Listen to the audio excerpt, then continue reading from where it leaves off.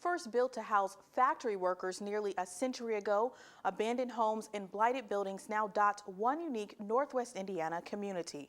Marktown, Indiana, with its old world architecture, sits in the shadows of the BP Whiting refinery. Some residents are fighting to keep their historic footprint amid BP's recent expansion.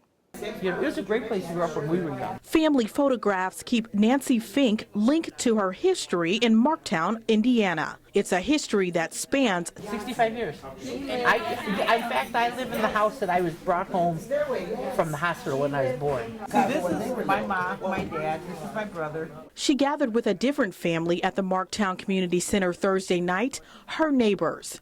What I'm asking you is to help us move forward. It was the first meeting for residents to plan action since demolition started Monday on pastel, picturesque buildings recently sold to BP's Whiting refinery.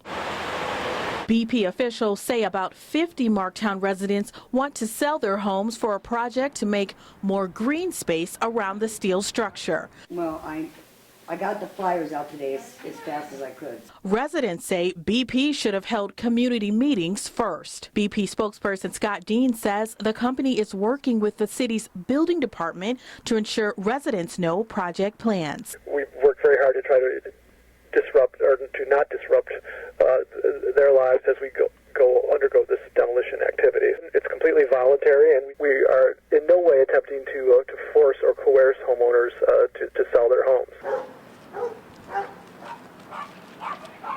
Marktown has held on to its hamlet houses, designed by architect Howard Van Doren Shaw, amid industrial neighbors on all four sides. It's listed on the National Register of Historic Places, but the structures demolished this week were private property and not protected. Resident Kim Rodriguez says the community should be restored, not destroyed. We are important. We have heritage here. We have history. Get the city to realize that as a historic community, we need to stay here, and they need to help us stay here. Tiny Marktown is only about 300 residents large. Supporters of this group say this issue is greater than the region, so they've taken their fight online, starting a Facebook fan page called Save Marktown. They'll see that Marktown is important, not only for the residents that live here, but for our community. We need it to grow instead of be torn down. We are hearing a lot of support for your town in Chicago. Ward Miller of Preservation Chicago says his group is going beyond its usual Chicago borders to help Marktown.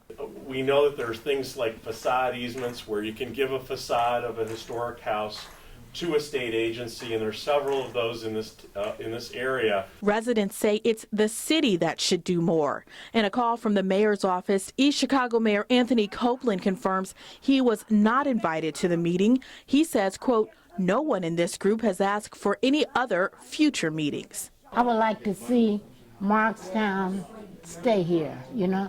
I would like for it to be remodeled and the people be able to keep their homes. There might be a picture of, not a picture of me so much as when I was born. Fink says for the community where neighbors are often relatives, a viable plan for restoration from the city's Common Council could give the area, so reminiscent of the past, a future. If we could just like refurbish everything, people would come back here like to live just like before.